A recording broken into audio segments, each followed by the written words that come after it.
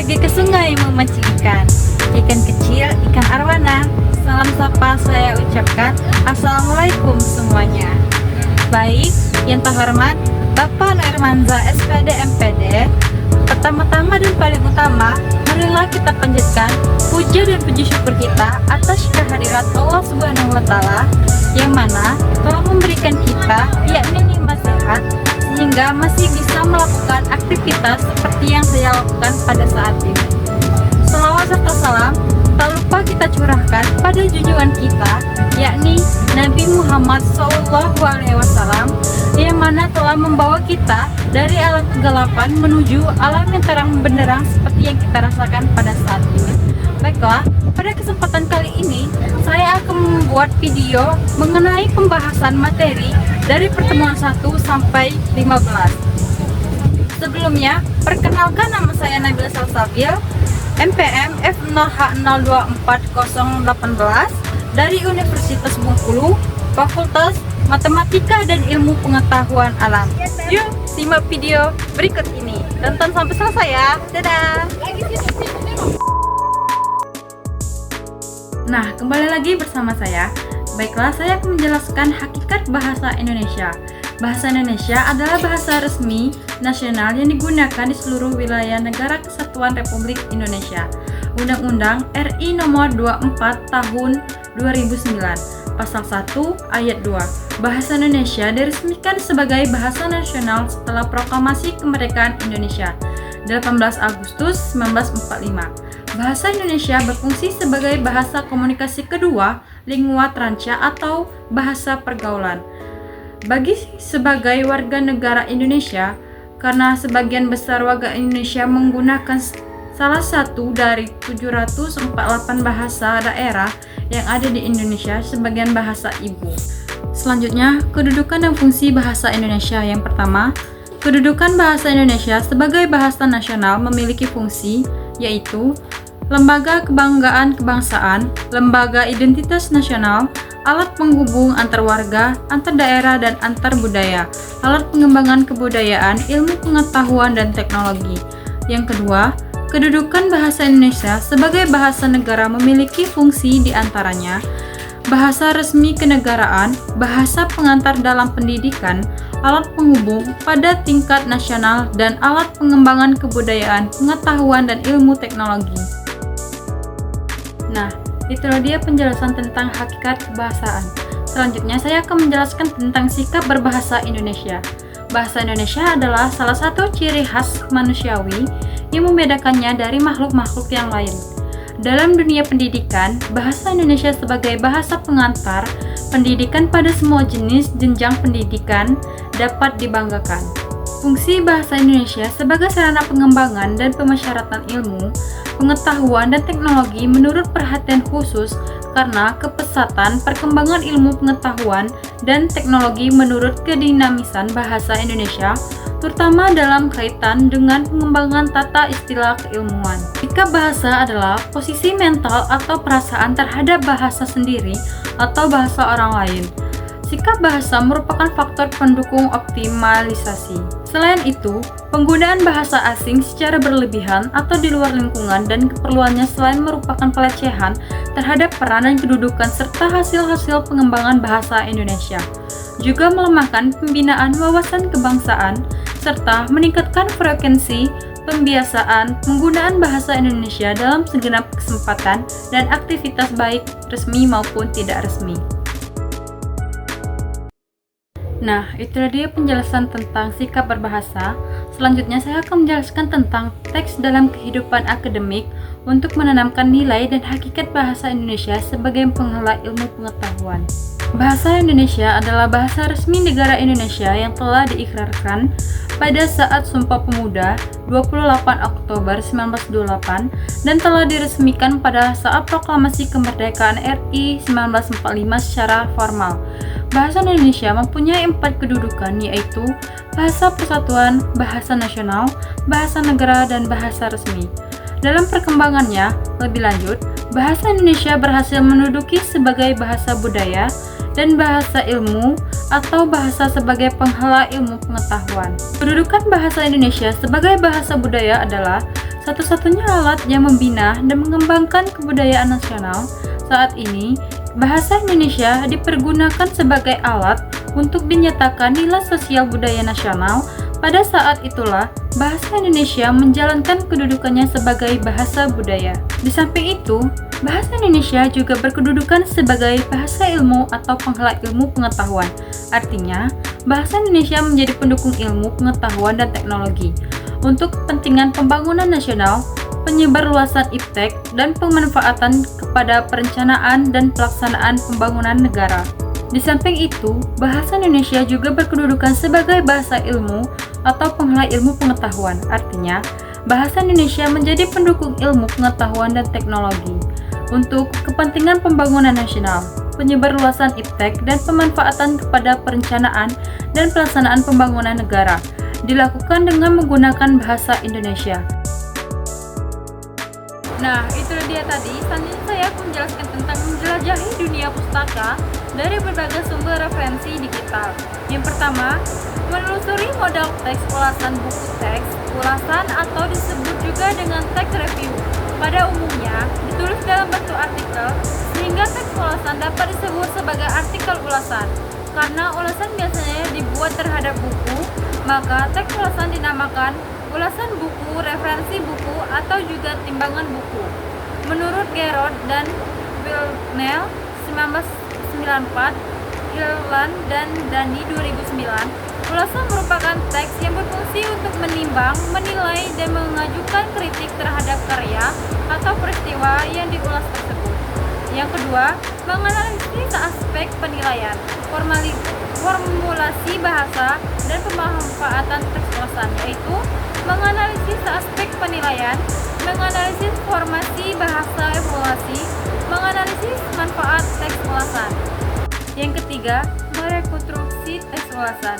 Teks ulasan yang direkonstruksi ada dua jenis, yaitu buku yang ditulis dalam bahasa Indonesia dan satunya buku hasil terjemah dari hasil Inggris ke dalam bahasa Indonesia.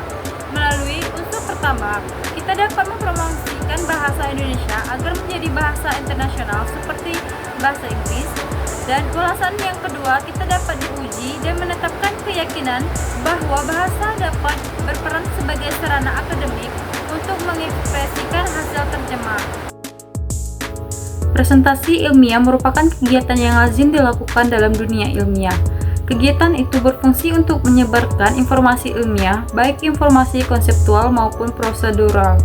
Bagi mahasiswa, kemahiran untuk melaksanakan presentasi ilmiah merupakan kebutuhan karena mahasiswa merupakan intelektual yang berkewajiban menyebarkan ilmu yang dimilikinya. Oleh sebab itu, mahasiswa dilibatkan dalam menyusun, menyajikan, dan merevisi berdasarkan umpan balik dari peserta. Presentasi ilmiah yang efektif adalah penyajian bahan ilmiah oleh seseorang yang di suatu forum yang pesertanya secara sukarela terlibat aktif dalam interaksi verbal ilmiah menuju tercapainya tujuan dalam waktu yang tersedia. Kiat-kiat yang perlu ditetapkan agar presentasi ilmiah dapat berjalan dengan efektif yaitu menarik minat dan perhatian peserta, menjaga agar presentasi tetap fokus pada masalah yang dibahas, menjaga etika ketika tampil di forum ilmiah. Untuk menarik minat dan perhatian pada topik atau masalah yang dibahas, seorang penyaji dapat menggunakan media yang menarik, media visual seperti gambar dengan warna yang menarik, ilustrasi, dan lain-lain. Pengetahuan latar belakang peserta dan menjaga suara agar tidak menonton serta terdengar jelas oleh seluruh peserta yang berada di suatu ruangan. Selanjutnya, mendesain proposal kegiatan. Proposal merupakan suatu rancangan berbentuk tulisan secara sistematis dan terperinci untuk kegiatan acara yang akan diselenggarakan.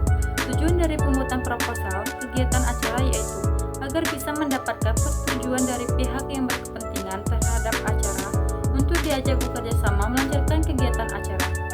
Selain itu, pengajuan proposal juga dapat digunakan sebagai proposal pengajuan permohonan dana bantuan yang nantinya pihak terkait akan bekerja sama dengan penyelenggaraan acara dengan memberikan bantuan dana. Kegiatan acara yang biasa dilakukan antara lain kegiatan kampus, lembaga, desa, atau bahkan kegiatan penggalangan dana, dan lain sebagainya.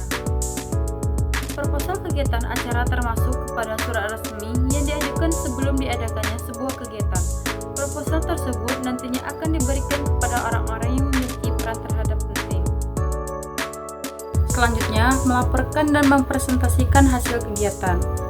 Menyampaikan informasi yang jelas, ringkas, dan relevan tentang kegiatan yang telah dilakukan. Struktur laporan yang pertama pendahuluan. Ada latar belakang kegiatan, tujuan kegiatan, ruang lingkup kegiatan, waktu dan tempat pelaksanaan.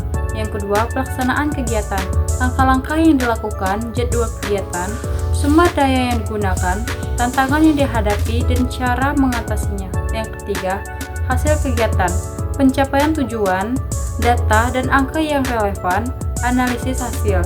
Keempat, kesimpulan dan saran, rangkuman hasil yang paling penting, implikasi dari hasil kegiatan, saran untuk perbaikan di masa depan.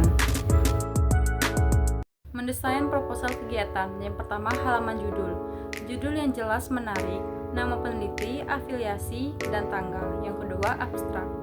Ringkasan singkat seluruh proposal. Yang ketiga, pendahuluan, latar belakang masalah, rumusan masalah, dan tujuan penelitian, manfaat penelitian. Yang keempat, tinjauan pustaka. Penelitian sebelumnya yang relevan, teori yang mendukung penelitian. Kelima, metode penelitian. Desain penelitian, kuantitatif, kualitatif atau campuran. Populasi dan sampel. Teknik pengumpulan data, instrumen penelitian, teknik analisis data. Yang keenam, jadwal penelitian. Timeline kegiatan penelitian. 7. Anggaran, rincian biaya yang dibutuhkan. 8. Daftar pustaka. Selanjutnya, melaporkan dan mempresentasikan hasil penelitian. Laporan penelitian adalah dokumen formal yang menyajikan hasil dari suatu penelitian. Tujuannya adalah untuk mengkonsumsikan temuan-temuan penelitian kepada audiens yang lebih luas, baik itu sesama peneliti, praktisi, atau masyarakat umum. Struktur laporan penelitian. Yang pertama, halaman judul. Berisi judul penelitian, nama peneliti, institusi, dan tanggal. Kedua, abstrak. Ringkasan singkat dari seluruh isi laporan termasuk tujuan penelitian, metode yang digunakan, hasil utama, dan kesimpulan. Ketiga, pendahuluan. Menjelaskan latar belakang masalah, tujuan penelitian, dan tinjauan pustaka yang relevan.